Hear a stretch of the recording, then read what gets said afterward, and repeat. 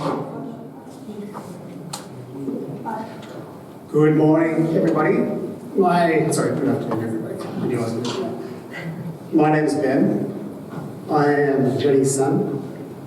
If you're a friend of Jenny and she's never mentioned me before, that's because she doesn't always refer to me as Ben. If she's talking to other people, she would usually say, my favourite child. So I don't work for the Broulee Memorial Gardens, which is a beautiful place, but I do identify as your celebrant for the day. So thank you for having me.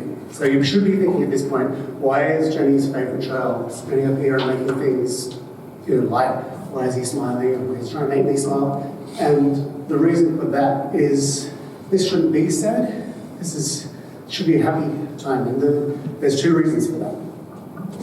One is this is a celebration of a life. We're celebrating the life of Mum. 78 years is a long time. Like if I live that long, I'm lucky. So she did a lot of great things during that time. But also, given the way Mum's last few years were, we should be happy for her that she's free and that she's no longer trapped inside. And as I say that, it occurs to me that not everybody knows exactly what happened with Mum towards the end. So to briefly tell you how things were for her. So in about July 2021, Mum and Dad received the news that she had these quite large benign tumours in her brain. So benign meaning not cancerous, but they weren't benign in that they were very aggressive and very large, sort of 6 centimetre diameter things like that they would be. And she was given the choice to deal with this, either surgery, which would be obviously major, or do nothing. And being that she had done this twice before in her life, she knew how horrible it was even when you weren't 78. She chose to take no action against it. And she was told that this would possibly mean she wouldn't see Christmas that year. But being that she didn't really like being told what to do, she did see Christmas that year. And she saw the Christmas the next year after that. But unfortunately, during that time, it took someone who was well-educated, highly intelligent, very, very social, very, very active, and slowly made them a prisoner within themselves. So she couldn't speak towards the end. She could not hear. She could barely move towards the end. And the cruelest part of this was, unlike dementia, she was absolutely aware what was going on. She was stuck inside. She could see, she knew who where she was, and was just stuck inside. So we should be happy for them that this is no longer the case. In the last couple of weeks ago, we were given the news that it was likely to be Mum's last few days or weeks. So Marta and I came, and we camped out in her room with her at Banksia. And again, we're told that she's got a day or so, and again, not wanting to be told what to do, she made it a week. And on last Tuesday, Marta and I were sitting there just with Mum, and she'd been asleep that whole time. A tear came out of each eye, and each of us went over there and gave her a kiss to take the tear away, and just said, Mum, it's okay to let go. And peacefully and comfort she did. We would like to acknowledge the people at Banksia that took such great care of Mum during that time.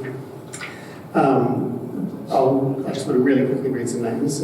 Sarah, Beverly, Ahmed, Rebel, Mark, Jen, Dino, Beck, Niang, Nikki, Trish, Faith, Gary, and Lorraine. So on the day that we took Mum to Banksia for the first time to move in there was a nurse named Ahmed, beautiful Ahmed, that it was his job to welcome her, show her around. And I said to him, look, when you try to communicate with Mum, even without your mask on, she's not going to hear what you're saying. So just let her see your lips, limit it to 3 or so words, and talk with your hands. And Ahmed said, "Ben, I'm Lebanese, I only talk with my hands." So he was the man for the job. And he did that. And it was great. You could see this instant connection, and he would check in with us from time to time to tell how she's going. And it wasn't just him, but that was just a great illustration of the care and connect that she had when she was there. So every year, I guess like everybody does, since COVID, we say, well, this year's got to be better. But so far, it hasn't. Here we are. But also in March this year, Mum's older brother, Lord, passed away. And just a few days before Mum passed away, her dear sister, she was extremely close with, also passed away. So it's 3 siblings, same family, a few months. So Lord, Noni, and Mum, Jenny. But we are lucky that John is here with us today, Mum's other brother, and I've invited him to come and share some words. Can I first of all say to Sid, Marta and Ben, thank you for the privilege you've given me to allow me to talk about Jenny as a young person. Before I start, I'd just like to say Jenny had a signature, and that was a smile.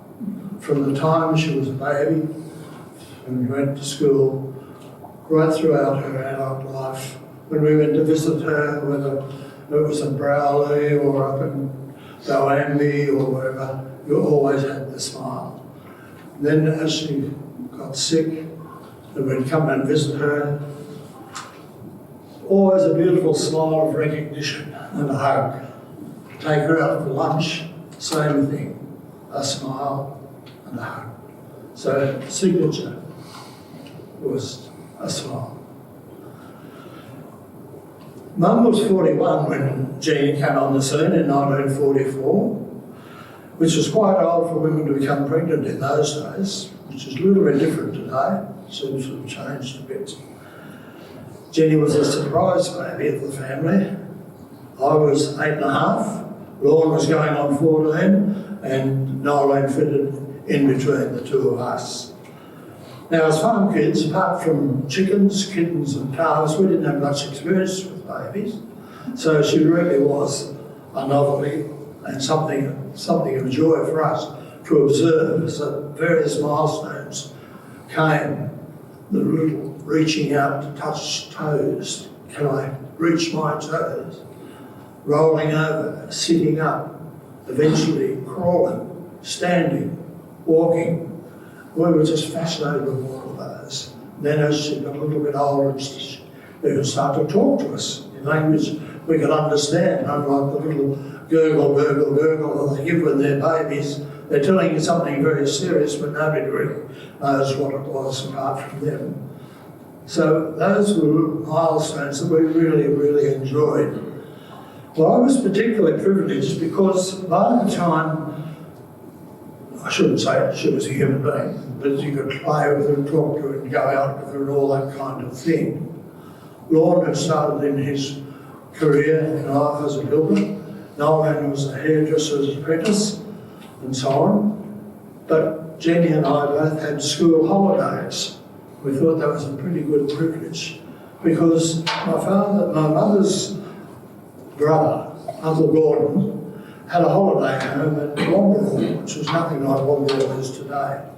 And we had several holidays there with our cousins, Trevor and Coralie, swimming in the lake, climbing the sandhills of Broulee, down on the beach, getting to know lots of other kids from other parts of the state because a lot of other people also had holiday houses down there. So that was a real privilege for us, and we thoroughly enjoyed it. But the best holiday of all was one at Emmaville.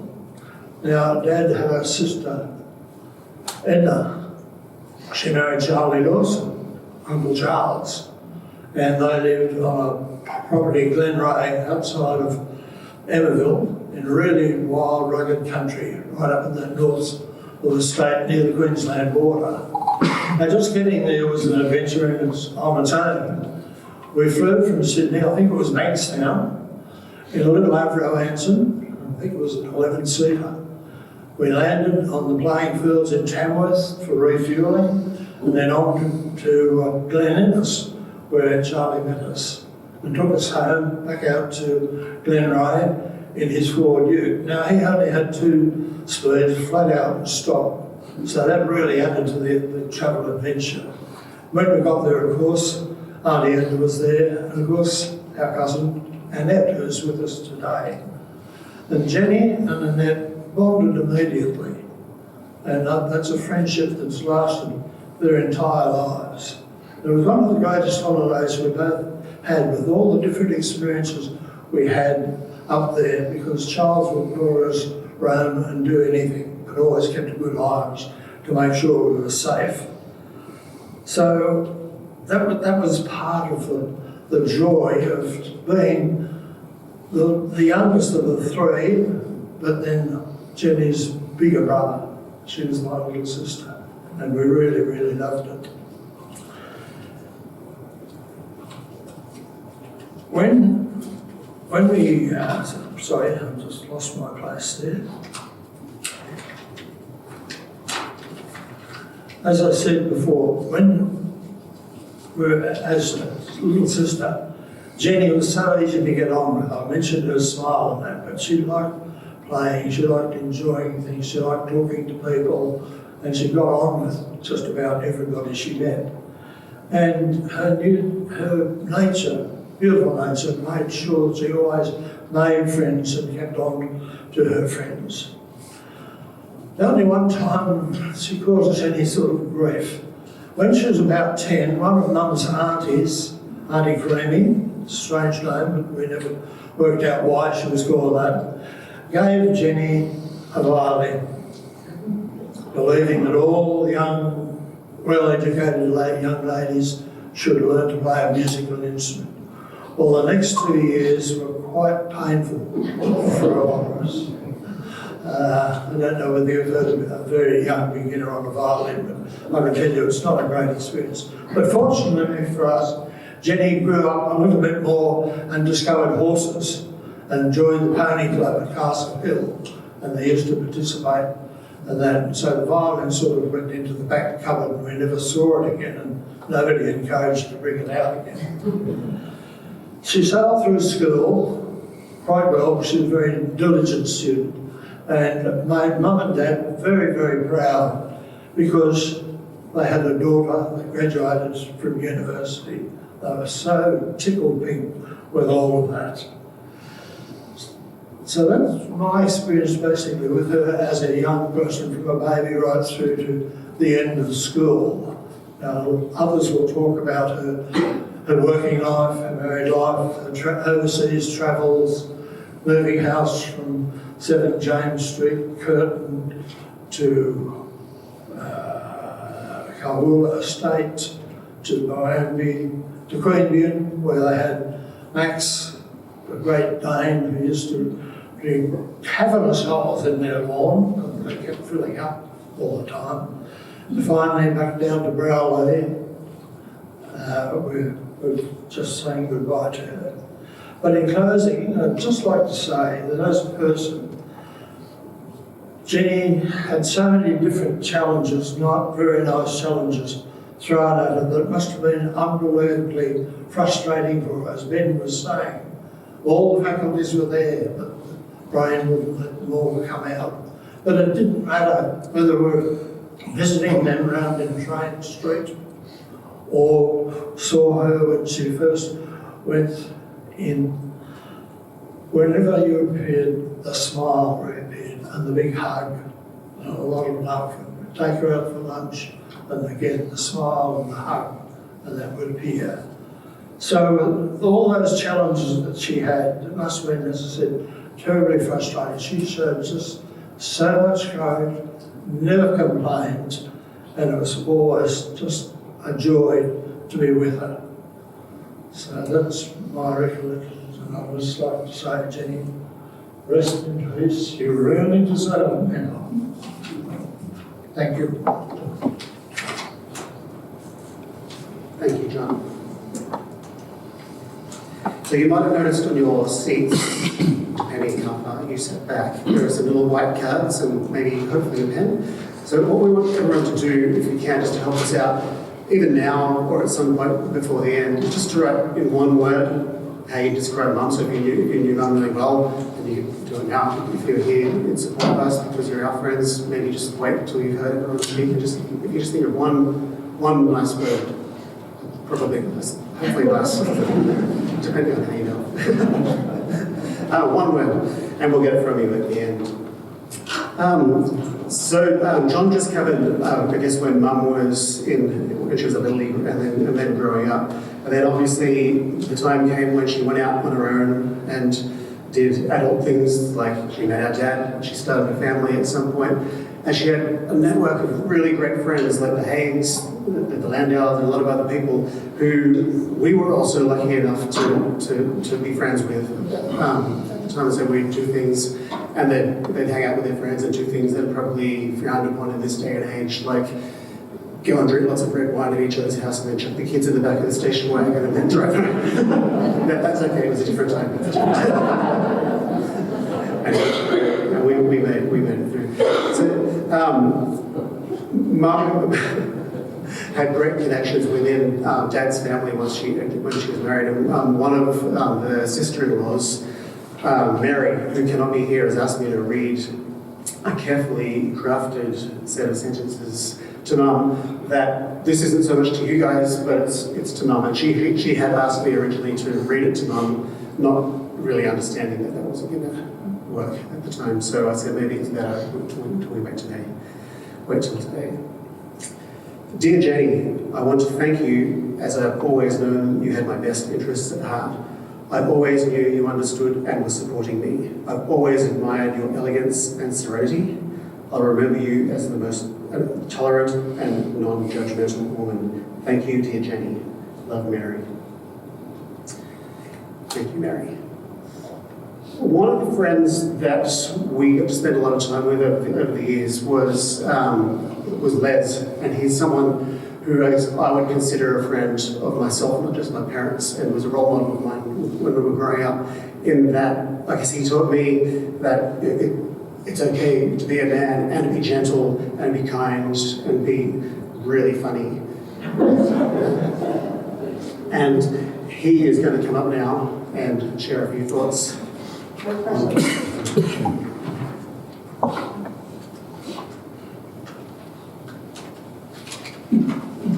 didn't know you knew two Leses, Jenny. I'd like to thank you very much for inviting me to speak here. It is quite an honour, and it's really wonderful, and to hear your stories, John, it just made me smile a lot. Really lovely. 1969, one small step for man, giant leap for mankind, and all that sort of stuff. It was a year that many people can remember and other people who can't remember have studied. But it was more of a momentous year for me because that was the year that I met Jenny and Sid. Sid and I were attending a computer course in Canberra. And I remember the first time I met Jenny, it was downstairs at a Chinese restaurant called Chopsticks. Strange name for a Chinese restaurant, in East Row in the city. She was pregnant with a favourite child, Marta, at the time. Sorry. And when I think back to that time, I can still see her bright, intelligent, perceptive and inquisitive eyes. It was always a joy to be with Jenny. From that very moment onwards. She certainly changed the mood, I remember. There were a bunch of guys from this boring course sitting around. When Jenny came in, the mood just lifted. She was always a good listener, and she knew what to say.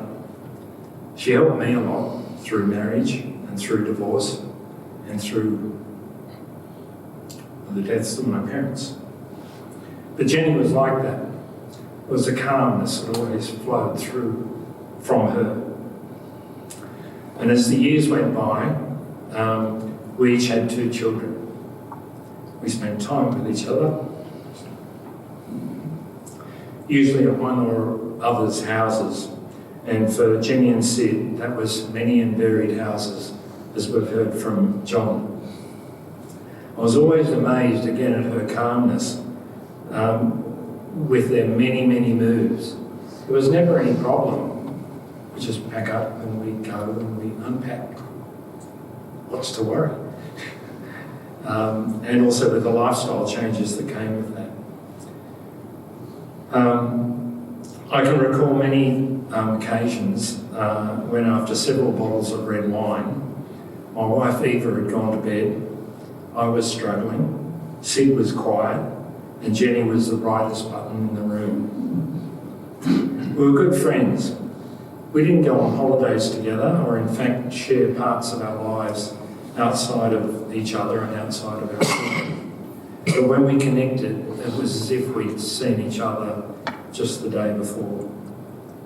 Jenny was always interested in our children and was very, very keen to tell us about her two favourite children. Once they moved to Coffs Harbour in particular, we used to drive up to Lamington National Park every year, and we go by Coffs Harbour and call in on our way up, and we heard stories of the Coastal Watch, and we go for walks on the beach or in the bush, and Jenny would tell us what the plants were, what the animals were, what the sounds were, and what was happening in the area. She was always very, very connected to the environment and people around her.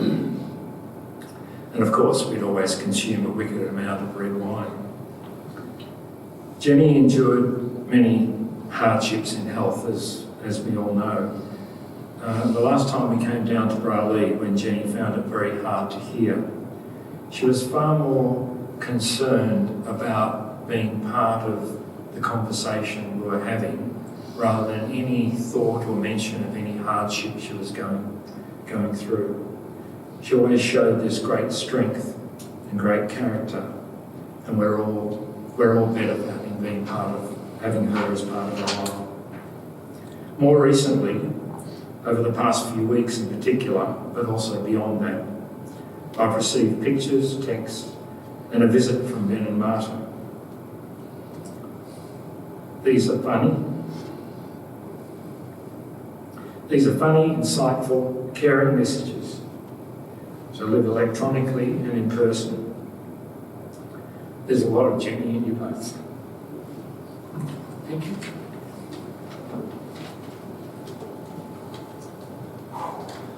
Thanks, Liz.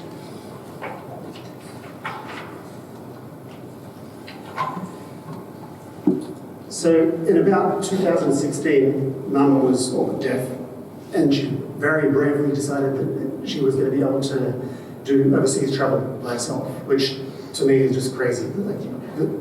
That you could do, not crazy that she could do that, but you could go through an airport terminal and go transit and everything that you can not hear what anyone's saying. But she did it. I bought her one of those little slates that she can write with people write. And she did it and came back. And she visited Marta and the kids. And she had quite good rapport with Marta's mother-in-law, Nancy, who asked me to read the following based on that trip. So very heartbreaking to lose such a lovely lady. I so enjoyed our times together. I especially remember what a lovely time we had when she spent the week with us in Florida. She was a great travel companion and a great competitor when we played games in the evening. In spite of her hearing difficulties, she remained upbeat and happy, making her a lovely companion. I know your hearts are breaking, but I surely do hope you can take comfort in knowing that you were blessed to have such a loving mother. Sending our love to you, hoping that you take comfort knowing that she is at peace. Love, Nancy. And so at that time, and slightly before, Mum had entered the new stage of her life, being called in this continent Grandma, and as I understand it, in the other continent, Grandma. And she has grandkids that love her very much. And one of them, I should have heard that, is my daughter Lola, who unfortunately is not able to be here, but she's sent some words to share with you. Over the years, Grandma and I had so many memories together. Baking cookies, learning how to sew, taking me to the beach, walks to the park, and so much more. Even though she couldn't hear me without me yelling and repeating myself at least 3 times, I was still able to tell her how much I love her. I remember being about 6 and take advantage of her hearing loss by swearing in front of her. But for context, these words were usually butthead or poopy face. I also remember we'd make cookies and it would be easy to sneak in and eat cookie dough because she couldn't hear the bowl sliding across the table. One of my favourite things to do with Grandma was that she'd walk me over to the beach. It was always too cold to swim, so I preferred sitting on the sand, and she'd help me build up the courage to jump off the bridge into the water. In 2016, I met my cousins Ella and Annelise for the first time. After a few weeks of staying at our place, we headed to go see Grandma-in-law. This is one of the best memories that I will always cherish. I never had seen Grandma so happy, which made me happy, and I'll always remember that. My last memory of Grandma was Christmas 2021. One of the last days of seeing her, we made gingerbread houses. The challenge was that she was completely deaf and didn't really understand what we were asking her to do. So really all she did was chose the gumdrops that we were going to stick on the roof, but I could tell she had fun. Grandma, you're one of the strongest women I've ever known. You've been through so much, and I'm proud of you. I love you. Your Mama. And so I don't have to cry when I read Levi's note. My son Levi is going to read it himself.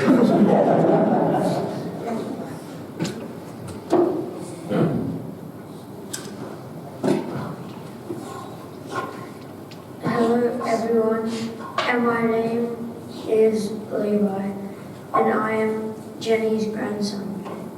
Today I will be talking about the wonderful things about my grandma. The things I will miss the most about my grandma is going to be when me, Lola, Dad, and Grandma would go for walks on the beach. And when we got home, we would bake delicious cookies and baked goods. Grandma was a kind and caring soul to all friends and family. She would also always put others first before herself. Thank you for attending my grandma's funeral today on behalf of Lola. Goodbye, Grandma.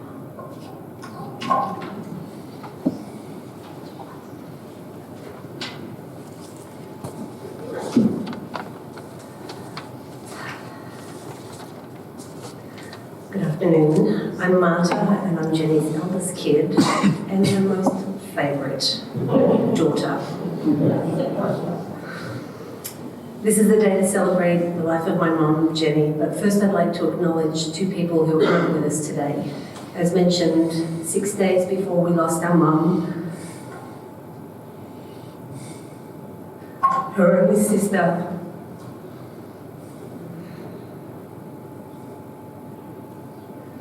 my only known, passed away suddenly. I feel safe saying that she died of a broken heart, knowing that she was imminently about to lose her precious baby sister after having already lost her adored oldest brother, Lorne, 2 months prior. It's been an awful year for the Gelling family. So if you send up a thought or a prayer for my mum, please send up one for Lorne and Noni too. I live in the US, and unfortunately my family, my husband Kurt, and my 2 daughters, Ella and Annelise, can't be here, though they would have loved to have been here to honour their mother-in-law and grandmother, and to meet all of you who meant so much to my mum. First, I'd like to read something my youngest daughter, Annelise, who's 14, would like me to read. It says, in a way, it still doesn't feel real. I know my grandma has passed away, but I don't really understand it's actually happened. I understand that she was very peaceful at the end, but I can't comprehend that she's gone. One thing I do get is that she's not fully gone, because my grandma was a beautiful human, loved by so many people, and those people who loved her will remember her. I remember how when she visited us in the US, she taught me the stretch she did when getting out of bed every morning. I remember her teaching me how to sew on the sewing machine and bake cookies. I remember showing her my favourite way to eat pancakes and talking about wiener dogs because I liked them at the time. I remember flying to Australia for Christmas and how excited she was for us all to be together. I remember how she made her writing board exciting and fun. And there are things that I don't remember learning, but I always knew, like how much she loved my sister, cousins, and me from the moment we were born. My grandma was a loving, kind-hearted, and compassionate woman who fought and won so many battles throughout her life. One thing I hope everyone here already knows is that she was incredibly tranquil at the end. I love and miss her, but I'm happy she's now at peace. I love you, Grandma. And now I'd like to introduce my oldest daughter, Ella, who's 16 and has sent her message by video. Hi, I'm Ella Vanderwald, and Jenny was my grandmother, and I'm going to tell you about how amazing she was, but you already know that because everybody who knew her knew that. My grandma was one of the kindest, most loving people I have ever known. When I look back at baby photos of the two of us, I see how delighted she was to hold me and be around me, and I wish I could go back and remember those early years in Australia with her, but I'm so glad the love she had for me shone through those pictures. I can tell how loving she was through my memories of when she would come take extended visits to see us in whatever country we lived in, and I remember the joy I would feel when she would play with us or read us books or just be there for me and my sister to run into her room and wake her up each morning. When my dad was in Afghanistan for a year, she came and stayed with us. I remember it snowing so much that winter when we shoveled the snow off the driveway. It made a sort of tower along the edge, and she helped us make little stairs and windows in the snow to play in. I've always told people my favorite birthday was the one I got to spend in Australia. I remember being so happy, not just because I was on a trip, but because I could finally share one birthday with my family there, including my grandma. I wish I could have spent every birthday of my life with her and all of my Australian family, because that would have been a perfect birthday for me. I saw this quote that I really liked that was, "Grandparents are like stars. You don't always see them, but you know they're always there." If I could go back and change anything about my relationship with my grandma, I would wish that I lived closer so I could have seen her more often. And even though we didn't get to see her as much as we wanted, I'm so glad we made the times we had together count, and I think that it made it even more special despite the distance. Grandma is my star, and I know she's always there with me. I'm going to read a poem called Remember Me by Margaret Mead, and I hope it will bring some of you comfort. Remember Me by Margaret Mead. To the living, I am gone. To the sorrowful, I will never return. To the angry, I was cheated. But to the happy, I'm at peace. And to the faithful, I have never left. I cannot speak, but I can listen. I cannot be seen, but I can be heard. So as you stand upon a shore, gazing at a beautiful sea, as you look upon a flower and admire its simplicity, remember me. Remember me in your heart, your thoughts, and your memories of the times we loved, the times we cried, the times we fought, the times we laughed. For if you always think of me, I will never be gone. On behalf of my family, I want to thank each of you for coming to celebrate our beautiful mum, the original J-Lo, Jenny, Jen, or if she was really in trouble with her mother, Jennifer Mary Gelling. She was kind, compassionate, selfless, generous, honest, utterly unflappable, tenacious, and possibly the most patient person I know. Though to us she was mum, we know she wasn't just our mum. She was first a daughter. And something I didn't know until I was 30 was that although she was 8 years younger than her older brother and born when her mum was 41, she was not, in fact, a surprise baby, as I'd assumed. She was planned when my grandmother's golf club was acquired by the army during World War II, and golf was no longer an option.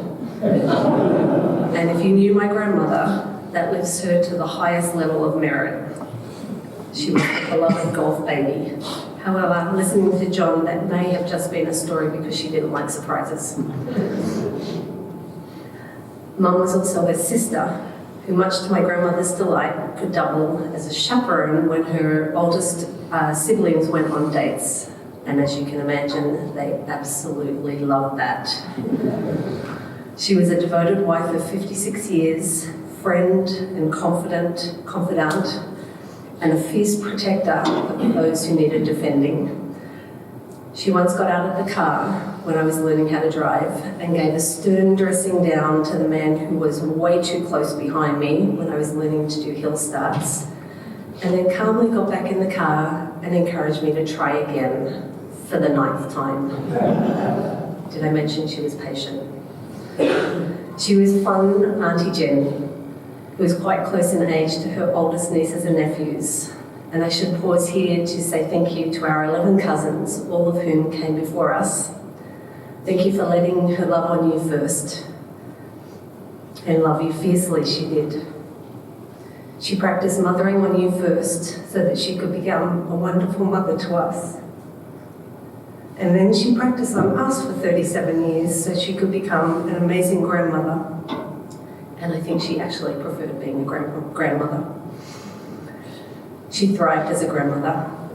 She was in the room when Ella was born. She came to Canada just before Annelise was born to look after Ella, and met Annelise when she was just hours old, and whizzed to Canberra when Ben and Tony's kids, Lola and Levi, were born, and there followed Mum at her best. Feeding, playing, reading, changing nappies, making up stories, singing silly songs, teaching grandkids to sew, walk, talk, and so many other things. She was in her element, and she was adored. Mum's superpower was her ability to make other people feel welcome.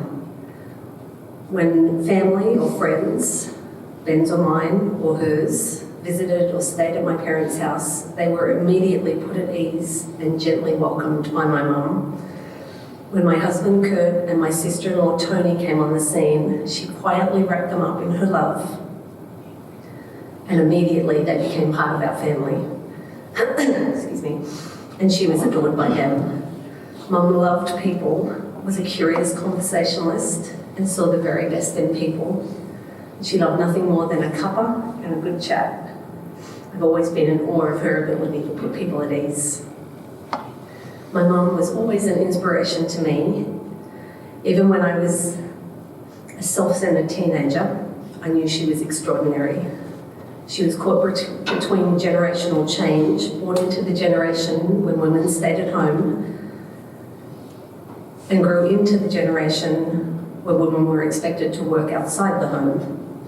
She worked full-time, mothered us tirelessly, kept house, studied part-time for a degree, and never complained. And amongst all that busyness, she always had time for others. I think the only time I ever saw her say, "Please do not disturb me," was when she was balancing the checkbook. But she was an inspiration to me not only as a dedicated working mother, but through her kindness. She always led with kindness, was our greatest cheerleader, and showed Ben and me the transformative power of unconditional love, that it can make up for so much else that might be wrong in one's life.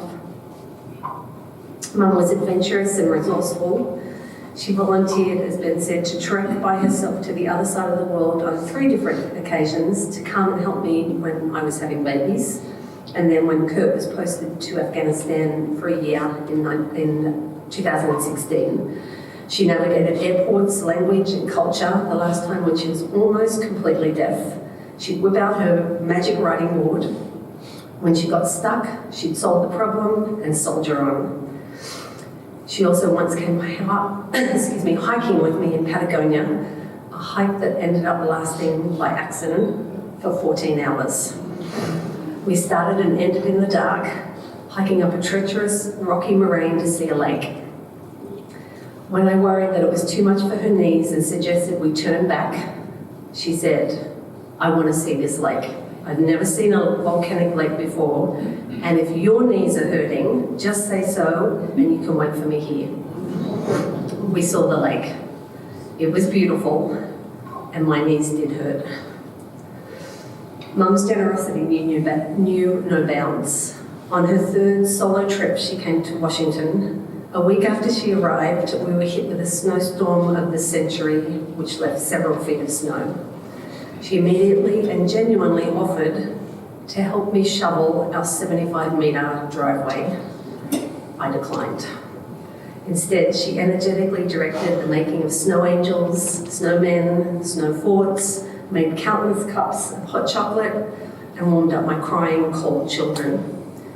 Mum was thoughtful. Through her gift of books, she inspired the love of Roald Dahl and her next-door neighbour's daughter, and she was creative. The best costumes that Ben and I had were homemade by her. A butterfly when I was 5, a wind-up doll when I was 11, and an amazing punk outfit when we were teenagers. She was always on the sewing machine. Did I mention patience? In Canada, Mum read The Cat in the Hat at least 15 times a day, every day, for 7 weeks to 20-month-old Ella, each time with the same energy and gusto. Though she may have muttered out of keep earshot, bloody cat in the hat. And then she happily and animatedly read it for the 16th time. There are also endless tea parties, Barbie make-believe games, colouring in games of Uno, Candyland, Twister, Go Fish, which at any moment could end in tears, not grandma's tears, usually, and still she played. Over the past 15 months, as Ben mentioned, Mum lived at Banksia, where she was lovingly cared for beyond what we could ever have imagined. Throughout her final week, when Ben and I camped out in her room, Banksia staff recounted why they thought she was so lovely and why she was a pleasure to be around. Her warmth, her kindness, her gentle nature, and her smile that lit up the room. It was utterly heartwarming. Our favourite, however, came from one of the nurses who said, amongst other things, she didn't hit anyone and she always said please and thank you. So keep that in mind if you're trying to get on with people. The people she'd met most recently loved being around her, but so did those she'd known for decades, like Pip, who's here today, Mum's friend from first grade, who they remained friends until now, and she most recently visited Mum 6 months ago. It's a testament to a person's character that people choose to be around you 7.5 decades later. This past week, I was looking for a new quote to try and bring us all some comfort at this sad time, but I kept coming back to this one, which I love. Our dead are never dead to us until we've forgotten them. And I don't imagine that any of us will forget my mum, Jenny. For me, when I look at my kids, my niece, my nephew, and I see Ella's quiet determination, or Annelise's beautiful green eyes, or Lola's cheeky smile, or Levi's immense kindness, and the creativity and tenacity which they all inherited from my mum, I'll know that she lives on and she'll be with us forever. When I hear certain pieces of music that I know she loved, I'll think of her and know her energy is in the room. Or when I hear my mum's words come out of my mouth, don't pull that face. If the wind changes, it'll stay like that. Or, I saw that. I have eyes in the back of my head, you know. Or, I love you with all my heart. I'll smile, think of her, and know she lives on. I hope each of you can do the same. Hear or see Jenny in something random. Laugh, cry, feel the joy that she exuded. Remember, and then find comfort knowing that she lives on and is with us forever. We've gotten through these past 3 heartbreaking weeks on coffee, maybe the occasional jaunt to the Broulee Brew House. Freudian slip. We didn't do that. I promise we didn't do that. And a healthy dose of humour. But mostly we've survived through the love and support from family and friends. All of you and those who weren't able to be with us today. Your support, kind messages, photos, stories about our mum, and loving words have meant the world to us. We've heard so many adjectives describing mum: funny, brave, calm, intelligent, resilient, compassionate, adventurous, nurturing, non-judgmental, dedicated, loyal. Did I mention patient? However, the word that keeps recurring is beloved. Beloved daughter, beloved sister, beloved wife, auntie, friend, sister-in-law, colleague, neighbour, our beautiful, kind, fierce, beloved mother, our anchor, our lighthouse, our safe harbour. We love you with all our hearts, Mum.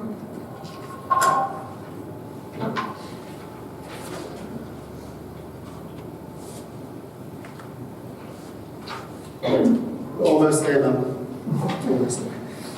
So this morning I was thinking about the word legacy, and when you think about when people talk about someone's legacy, if we were talking about the Grammy Award-winning Jennifer Lopez, that would be an easy one. Let's get that. She had the music and stuff, but that's not what Mum did. And I guess I started looking towards what she left behind, not for us, but in us. And I was trying to think about what those things would be, because she was, like I said before, very well educated, so smart. She was a driven career woman.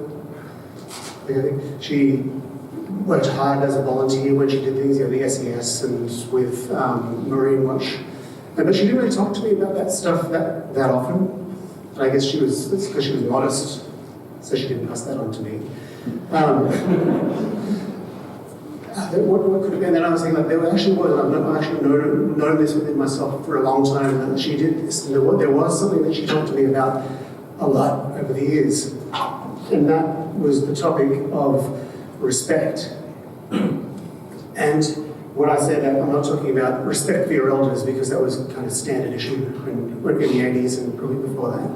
But it was a different kind of respect that she talked to me a lot about. And that was respectful relationships and respect for women. And I don't know whether this was because of her own experiences in life, or those of the women that she knew in her family, or friends, or in the community. But she talked to me about it a lot, and I could tell that it was something that she was determined to imprint on me and my personality as I grew up. And these conversations could come about because of things we maybe saw on TV. Because whatever happened on TV, and then she would make sure that I know that that's entertainment, but that's not real, or whatever. Or things that we'd hear about, maybe things that I said, and then she'd say, maybe you might want to think about not saying that kind of thing. Or things even on occasion that I did. And I tell you this story knowing that it doesn't hit me in the best way, but there's context to the story. So I was at my mum and dad's house, and they had a pool. I was in the pool with my girlfriend at the time, and in a private and entirely consensual moment.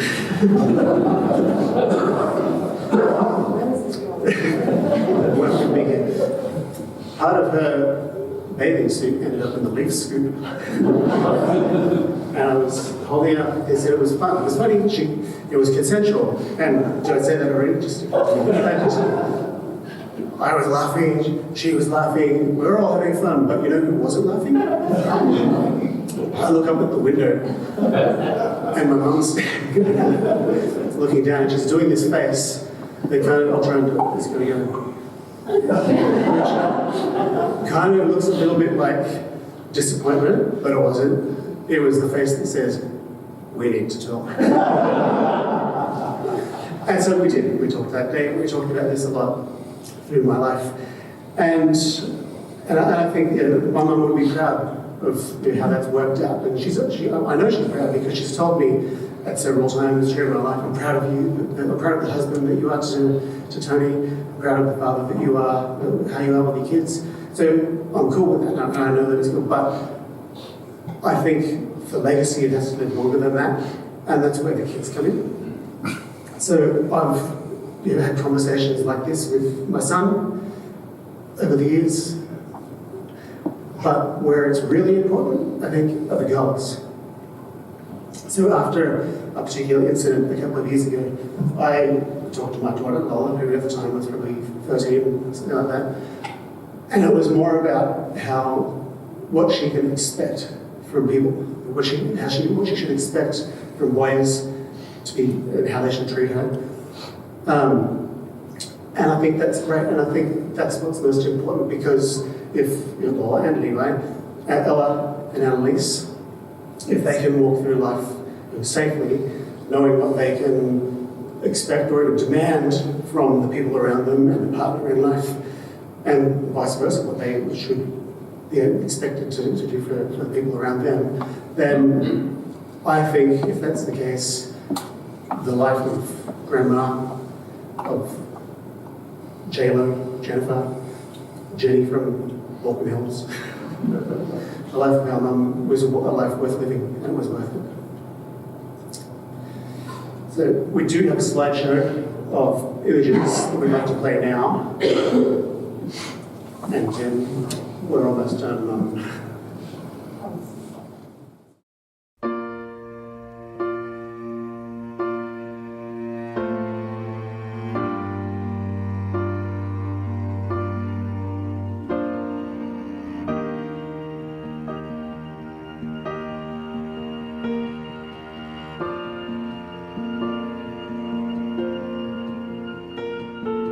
Heart beats fast, colors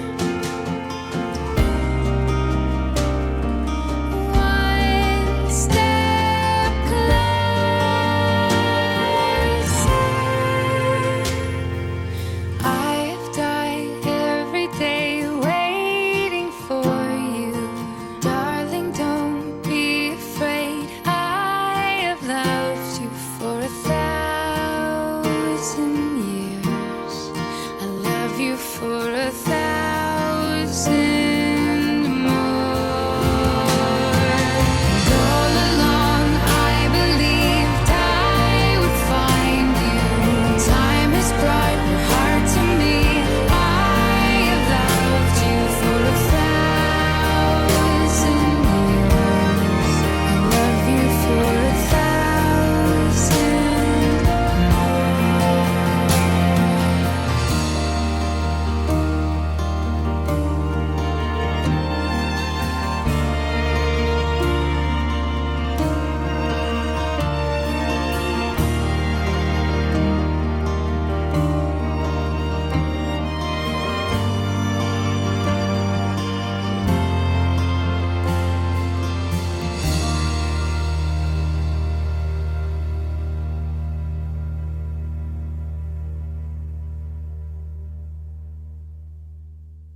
Yeah, thank you from my dad and from Ben and from me. We just have one other thing that we would like you to do. The cards that Ben mentioned, if you wanted to jot something down on that, a word that describes Mum, or if you had more than one word, or a note, whatever. And then you can just pop them in the basket over there. And then Levi is going to be holding this basket of flowers, and we just would like you to come up, take a flower and lay it for Mum, please. And thank you for loving your mum like you did in your own ways for her whole life. And after that, just across here, there's the reception area. So there's a few cups of coffee, something to eat, so if you want to do that. Legend has it that I might be at the Broulee Brew House after that. Maybe. You'd have to give yourself A jaunt. Thank you, everybody.